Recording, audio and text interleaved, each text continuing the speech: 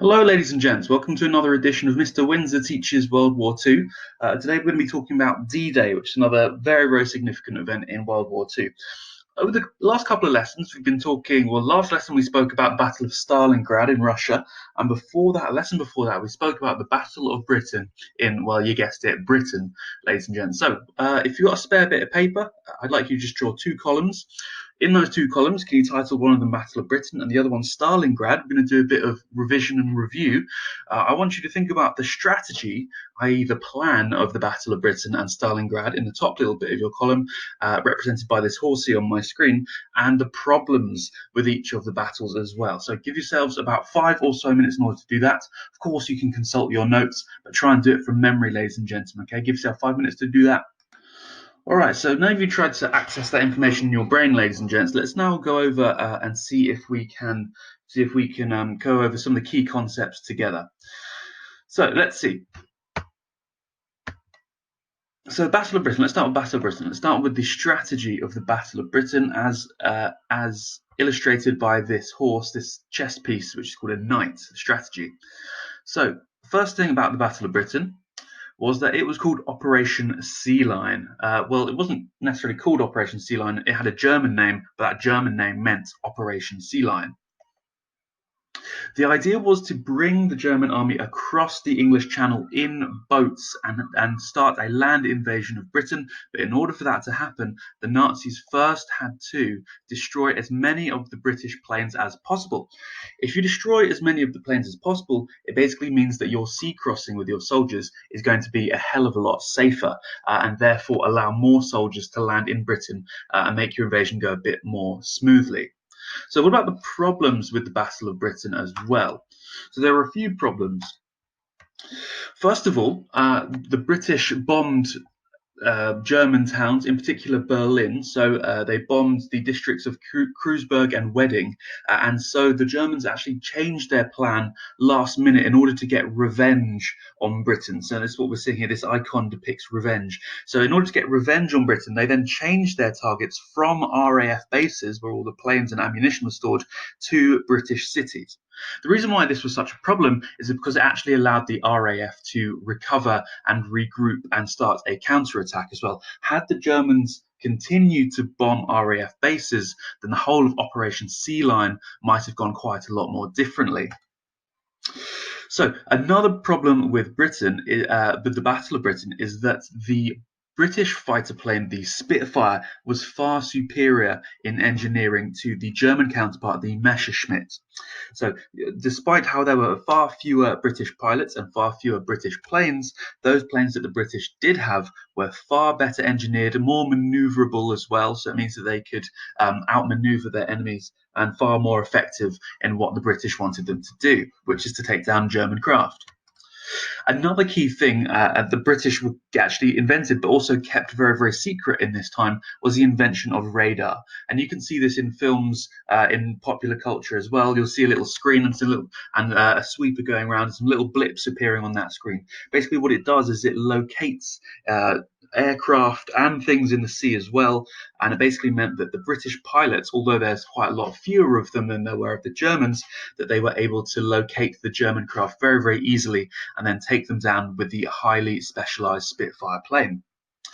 So to summarize, Operation Sea Lion, the idea was to invade in boats, the Germans to invade in boats with their land army, but first they had to take out as many of the British aircraft as possible. However, when they were bombing the RAF bases, they then decided to change their strategy to a revenge strategy. So they started bombing towns rather than the RAF bases, which meant that the RAF had time to recover. The British planes, the Spitfire, which is what we're seeing here, were far superior to the German planes, and also Britain had invented and was using radar, which made it far more easy to detect German aircraft. Okay, so let's talk about Stalingrad quickly as well now. So let's talk about strategy first, of course. Beard, what's this beard all about? Well, actually, the operation was called Operation Barbarossa, which in Italian means Operation Red Beard. I couldn't find a picture of a red beard, but, beard. So Operation Barbarossa.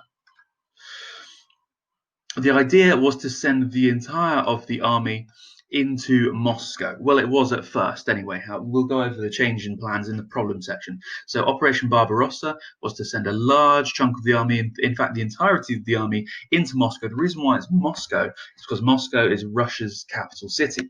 And in war, once you capture the capital city, the rest of it falls into place quite easily. Problems with the Battle of Stalingrad. So rather than having the army all in one big group, it was decided at the last minute that the army should split up. One part of the army should go to the north of Moscow and one to the south. So basically what this meant is that the army was split, and when you split an army, it becomes less powerful. Rather than going for the capital city, Moscow, now the German army are going for two much more insignificant cities, Leningrad and Stalingrad. Also, the German army were very short-sighted. The German army generals were very short-sighted. They underestimated how long it would take to take over Russia, and so they did not provide their soldiers with winter clothing, which is pretty foolish because the operation lasted longer than they were expecting, and as the Russian winter closed in, the German army began to freeze in their hundreds of thousands. So they thought that the operation would only last a few months and they'd finish up towards the end of summer. Oh, how wrong they were. Not only was it freezing cold, but also very, very poor weather, such as torrential rain, meant that a lot of the roads that the Germans were using became very muddy and boggy, and they were very difficult to move the army through. Okay, so you can add those explanations to your notes, ladies and gentlemen. You can always rewind this video and go through the explanation again, and perhaps add in a different colour that information that we've just gone through about the Battle of Britain and the Battle of Stalingrad, ladies and gentlemen. Okay, this is important information because we're going to need this later on in the lesson. Okay, so what are we going to be doing today? First of all, we're going to be talking about the events of something called D-Day. Why? But we're going to put it into the context of the other significant events of World War II. So we know about 2 or 3 other significant events, and we're going to compare them to each other. So we're going to compare the significance of D-Day with Battle of Britain and the Battle of Stalingrad as well. So that's why it's important to know about Battle of Britain and Stalingrad. So if you haven't created those notes, you can rewind this lesson and go back to that. Okay, so let's get a bit more information about what's happened since the Battle of Stalingrad. The Third Reich, what the Nazis called the new empire, they called it the Third Reich. They said things like the Third Reich will last for 1,000 years. So they thought that new empire would last for 1,000 years. It was blocked from expanding west by Britain at the Battle of Britain, so they didn't cross over into Britain due to the British Air Force pilots doing such a good job at destroying German aircraft. And they were blocked from expanding east into Russia by the Russian army at Stalingrad for various different reasons. Firstly, because the Russians were damn good fighters, and also because they had begun freezing due to the lack of winter gear. So they've been blocked in the west by Britain and the east by the Russian army. Now the Allies, Britain and Russia, would be able to counterattack using a pincer attack from the west and east to trap German forces in between. So since they managed to resist the German attack, Britain from the west and Russia from the east can begin moving in towards the middle to crush the German army between both their armies. The irony is that the Nazis had not changed their had the Nazis not changed their war plans, continuing to attack British Air Force bases and gone straight for Moscow instead of Stalingrad, they may very well have won the war. So in the Battle of Britain and Stalingrad, they changed their plans at the last minute, and both of those changes of plans proved to be disastrous. Had they gone for the original plan, the whole course of the war might have ran very differently. Okay, so let's get a bit more information specifically about D-Day. Overview of the battle. And this is available in your booklets. If you don't have a booklet, then I have all the information on the screen for you as well. If you need this information again, you can of course rewind this video so that we're on the slide that you need. The term D-Day refers to a specific date for a planned operation, often a military attack. The term D-Day has also become linked with the Allied forces of Britain, America, Canada and France, who attacked German forces on the coast of Normandy, France, which took place on the 6th of June 1944, so very close to the end of the war now. So we know that the war ended in 1945, and so we can consider this to be one of the sort of last big operations of World War II. With a huge force of over 150,000 soldiers, the Allies attacked and gained a victory that became the turning point for World War II in Europe. So a turning point is what we as historians call a turning point is a point at which something began to change. The attack was to take place over 5 beaches, and each beach had a code name. Utah and Omaha were the USA's beaches. Utah is a state in the USA, and Omaha is the capital city of the state of Nebraska. Sword and Gold for the British, classic, and Juno for the French and Canadians. So Utah, Omaha, Sword, Gold, and Juno were the names of the 5 beaches. The Germans knew that an invasion was coming. They could tell by all the forces that were gathering in Britain as well as by the additional airstrikes. What they didn't know is where the Allies would strike.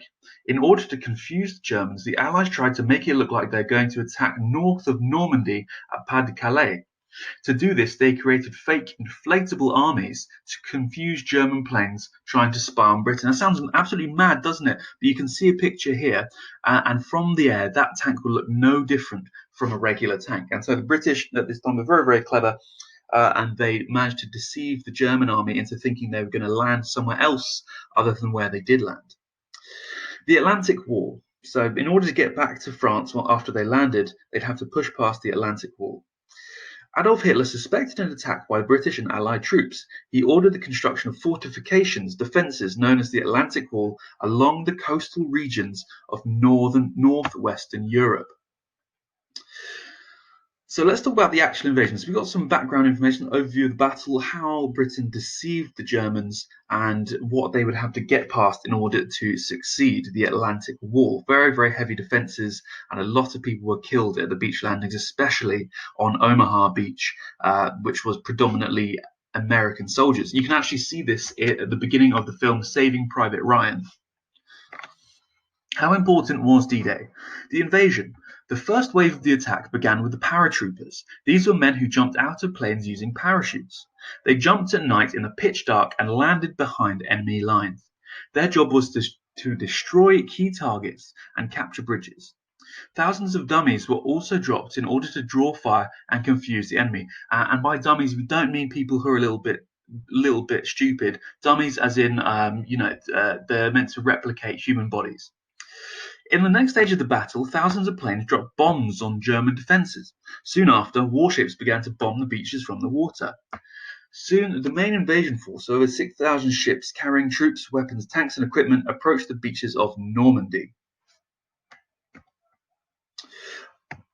Omaha Beach. American troops landed at Omaha and Utah beaches. The fighting at Omaha Beach was fierce, with troops trying to attack up steep cliffs. The ship didn't come close enough to the shore, so most shells dropped short, leaving the beach with no cover.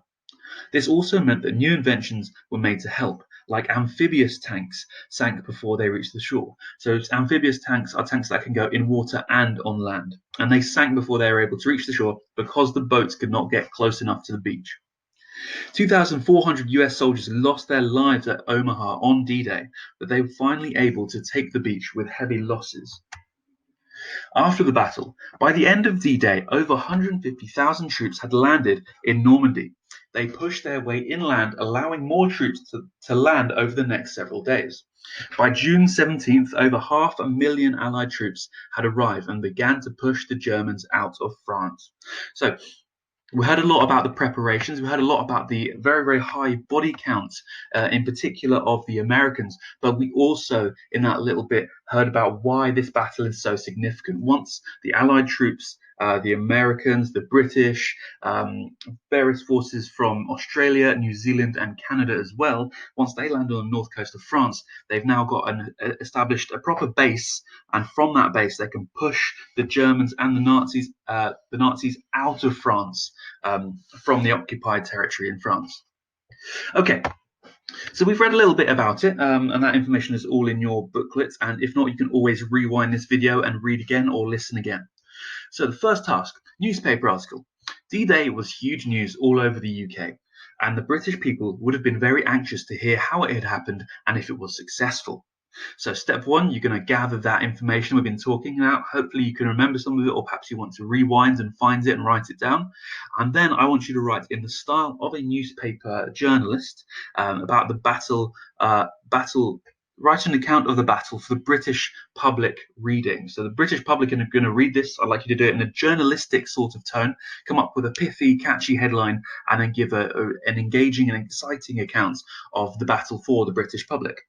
Include the strategy, the potential problems, the significance of this event for the war. So in particular, why is this event, D-Day, so significant for World War II? That's probably going to take you a bit of time. Perhaps you want to mock up a sheet that looks like this, or use the one in your booklet. You may want to, if you're working on spare paper, you may want to draw yourself a little picture and draw yourself some columns like you would see in a newspaper, and do it like that.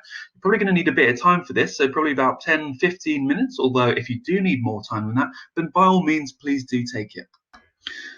Okay, so now we've gathered all the information, we've put all that information into one place in a journalistic context. So well done, ladies and gentlemen, for achieving that task. Let's move on swiftly to the next phase of the lesson.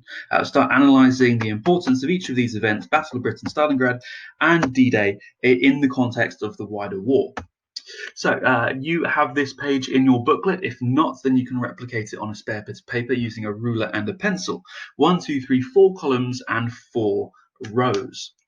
In the first column is the turning point I want you to analyze. So a turning point, remember, is what historians call an event which caused significant change. So Battle of Britain, Battle of Stalingrad, and the D-Day landings. First of all, in the first blank column, what happened? You're going to summarize each of the battles in the first column. So you're going to talk about the strategy and the problems of that event. Secondly, how was this a turning point? So why did that event start to cause significant change for the war effort? How and why did it start to cause change for the war effort? In the final column, rank 1 to 3, the most significant turning point for the war. So 1 being the most significant and 3 being the least significant of the 3 events. Ignore my step 3 over here, out of 3. So how significant and important was it? So place them as 1 being the most important, 2 being the second most important, and 3rd being the least important. After you're done doing that, ladies and gentlemen, I would like you to begin writing up your idea using these sentence starters that will be below that task in the booklet, or if you don't have the booklet, they are on my screen as well. With full sentences in continuous writing, I'd like you to put all your ideas together, summarizing the battle, telling me how it was a turning point, and why it was important as well. So again, you're going to need a little bit of time for this. Start summarizing here, explaining how it changed things here, ranking it here, and writing about it down here. Well done, ladies and gentlemen. You've been working really, really hard, listening really well to this lesson. I must thank you all for doing that. It's been quite a lot of fun talking to you about World War II, and I hope that you look forward to my next episode of Windsor Teaches World War II. Let's begin wrapping up this lesson in the wider sort of view of World War II. So you could be constructing this mind map as we go, or you can just listen and try and link these words, these icons, to help them stick in your memory. Okay, so let's get started. So, on D-Day, there were 5 beaches. They were called Gold, Sword, Juno, Omaha, Utah. That's Utah and Omaha. So Gold and Sword were predominantly British soldiers on those 2 beaches. Juno was French, Canada, and Anzac forces. And finally, we had Utah and Omaha. Omaha is the capital city of Nebraska. These 2 places are named after American places. Of course, the American soldiers are there. So these were 5 beaches at the D-Day landings. Okay, the British played a trick like a bunny in a hat. They deceived the Germans. They inflated tanks and gave them the impression that they were going to land slightly further north in France to their actual landing place. So they managed to deceive the Germans, similar to the way you might deceive children by hiding a bunny in a secret compartment in a hat. Okay, first thing they did is they sent in the paratroopers. These were men with parachutes, highly trained, highly effective, highly dangerous. Also, what they might do is they might attach some dummies to a parachute as well to trick the Germans further and drawing their machine gun fire to those dummies and dropping the actual paratroopers elsewhere. Their job was to get behind enemy lines and blow up important key targets. So next came the planes, and the planes' job was just to bomb as many things as they could find. That is when, once the paratroopers and the planes had been there, that is when the boats would come with the soldiers. There were very, very many boats, about 6,000 boats, filled with many thousands of soldiers. So Omaha and Utah beaches were the ones that were fiercely fought for. There was 2,400 casualties on Omaha Beach alone in one day. So there were very, very many deaths signified by this gravestone. Finally, by the end of D-Day, there were 150,000 soldiers had landed on the north coast of France. So they managed to push back the Germans at the Battle of Britain, and now they managed to, after taking Omaha Beach, which is the hardest fought beach, they landed 150,000 soldiers ready to push the German soldiers out of France. These soldiers were from loads of different countries, so they were from Australia, Canada, New Zealand. So that's what we call the Anzac forces. Also the USA and Britain. So the USA on Omaha and Utah beaches, Britain on Sword and Gold beaches, and Australia, Canada, New Zealand, and France on Juno Beach. Okay, so a finishing task, ladies and gentlemen, is if you would like to pause the video here and looking at these icons, I'd like to see if you can recreate a mind map using these icons as a jumping off point for your memory. The idea of using these icons to explain it to you is it's going to create two memory traces, both me explaining it to you and you linking that information to a icon. So pause the video and see if you can recreate a mind map using that information, and then you can listen back to the end part of the video to see if you are correct. Thank you, ladies and gentlemen, for listening. You've been a great crowd. Hope you look forward to my next video, and I look forward to recording it for you. Thank you for listening. Goodbye.